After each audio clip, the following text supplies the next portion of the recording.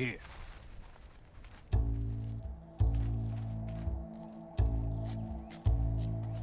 You. Come on, hop in. It's getting rough out there. I don't think so.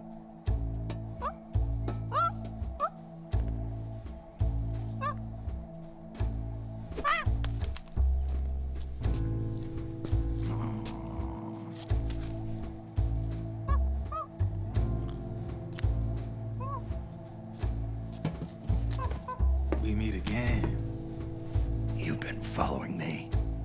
You seem like an interesting guy, so I decided to check you out. Sit down. A lot of legends about you out there in the intel community, especially in the CIA. You know those nanomachines I injected you with back in the Middle East? They let me track your location.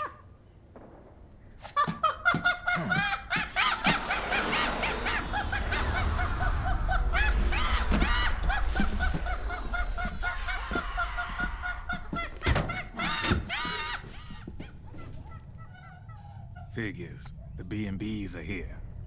Things are about to get hairy. B&Bs. You never heard of them? They're Beauty and the Beast. Together they're called the B&B Corps. They're a squad of enhanced female soldiers, belong to the PMCs. Anytime there's a mess that needs cleaning up, they're on the scene leading the elites. That's a female? Probably freelancers hired by the PMCs. They're run out of a separate parent organization.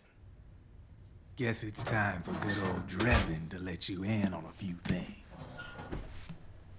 Ever since you showed up in the Middle East, the B&B Corps has got orders to kill. Their #1 priority is to eliminate some guy on sight. A guy named, Solid Snake. But from where I'm sitting, Old Snake seems a little more appropriate.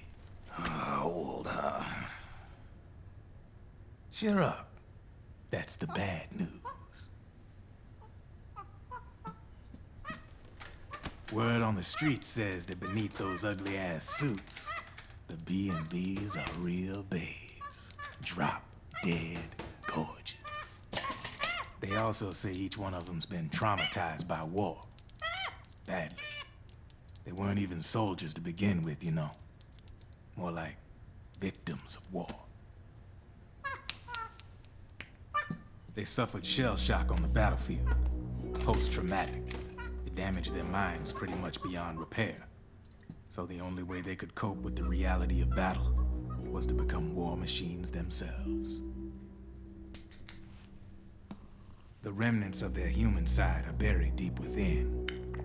The beast, that's what you see on the outside. War transforms a snake into beasts.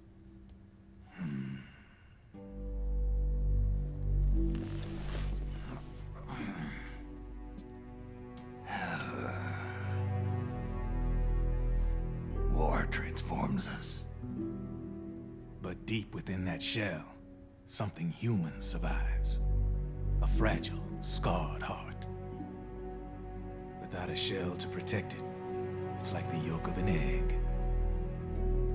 Word going round is their natural flesh and blood bodies can't survive in the open for more than a few minutes. And they've been convinced that by killing Snake, their minds will be cleansed. They think it's gonna free them from all the pain, and all the fury, and all the sorrow. Which makes these babes pretty much obsessed with killing you. 4 B&Bs have been identified so far. The one you just saw was Raging Raven.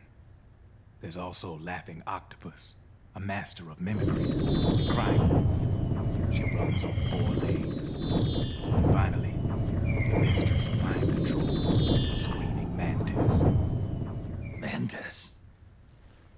Yeah. There used to be a guy by that name in the US military. A Russian psychic. He could control people's minds. I guess she inherited the title. She keeps the other B&B's minds in check with her powers. Octopus. Raven. Wolf. Mantis. You got it. They're the Snakehound unit, and they've got you in their sights. Shit. I'd hate to be in your shoes. Drebin. I thought no one was supposed to be able to hack into the system. Are you with the Patriots? No, sir. I ain't no lale-lule. I mean, I'm no patriot. You can say Patriot. I guess that means you're clean, right? The nanomachines I got in me are different from the military kind. No speech restrictions for me. What the hell are these Patriots? Are they human? Not anymore, they ain't. They're the law of this world, created over the course of history. They're what holds this world together, keeps this whole mess in check. We are formless. We are the very discipline and law that Americans invoke so often. The Patriots are America, the world's greatest military power. They are the war economy, which makes you and me just cogs in a much grander schematic. I mean, someone obviously had to start the whole thing at the beginning, but now their law has taken on a life of its own. A life of its own. Yep. The country, the war economy, it ain't run by people. It's run by the system. No need for high-level decision-making authority. It's all handled by a massive, yet simple information processing system.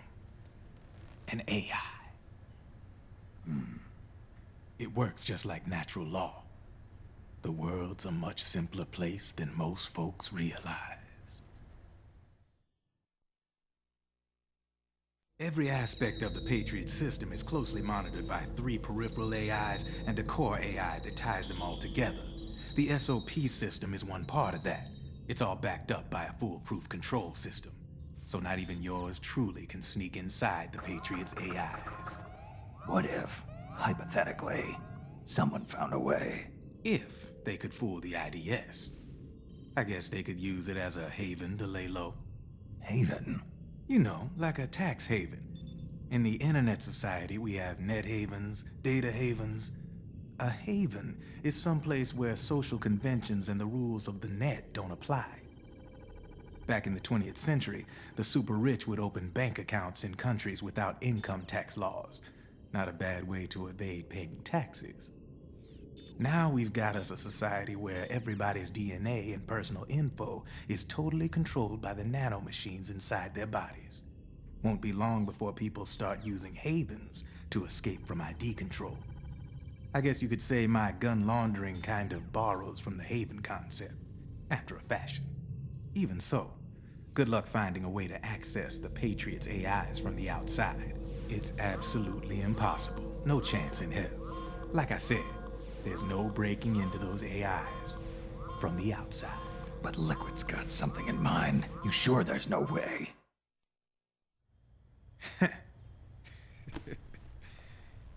I'm just a gun launderer. Only reason I'm interested in you is because you start a lot of fires.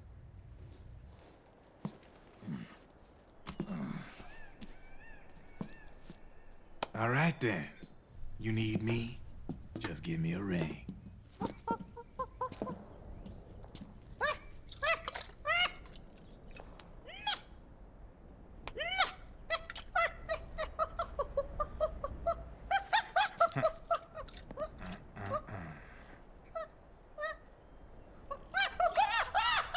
Go on. Get your ass back inside. Now! I have you.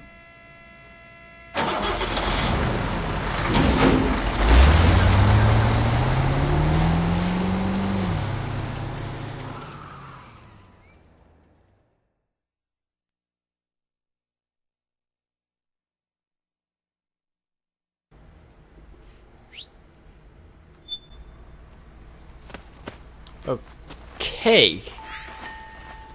Right off the bat here.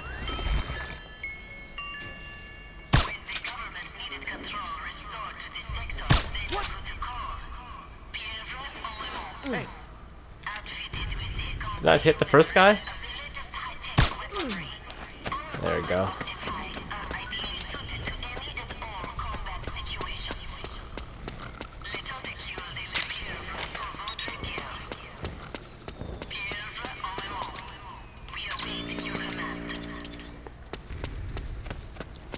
Keep an eye on that radar. We should be good though.